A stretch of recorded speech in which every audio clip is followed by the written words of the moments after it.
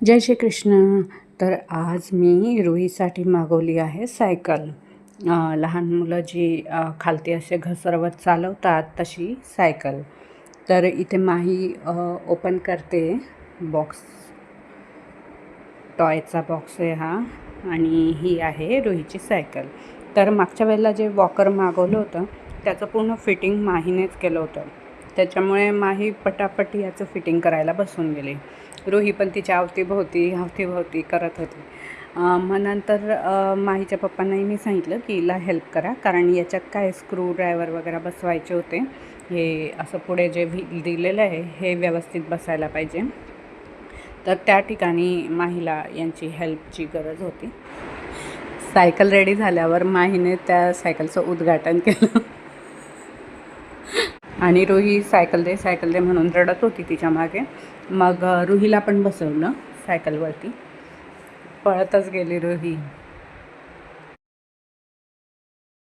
Actually ना हे मागवलं तेव्हा हे मी अमेझॉनवरनं मागवलं आहे आणि हे जेव्हा मागवली मी सायकल तेव्हा मला थोडं डाऊट होतं की रुहीचा पाय पुरतो का नाही, तिला ही सायकल चालवता जमेल की नाही. पण मग एकदम व्यवस्थितरित्या रुहीला जमली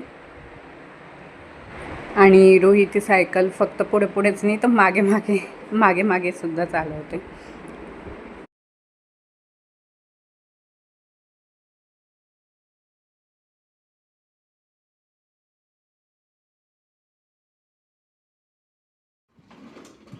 तर फक्त रुहीच लहान बाळ नाही आहे, हे मोठी माहीसुद्धा काही कमी नाही आहे. तर ती जास्ती त्याच्यावर बसते.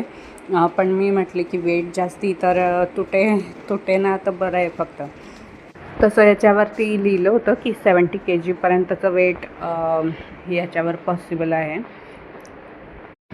आणि मला वाटायचं की या सायकलला फक्त पायानेच ढकलता येतं, पण नुसतं ते हँडल जरी गोल असं फिरवलं ना तरी ती सायकल अशी पुढे जाते. त्याच्यामुळे खूपच छान आहे हे फीचर ह्या सायकलचं.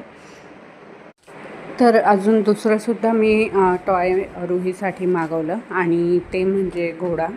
तर असा टिक म्हणजे मागे पुढे जो हलतो घोडा तशा टाईपचा हा घोडा आहे.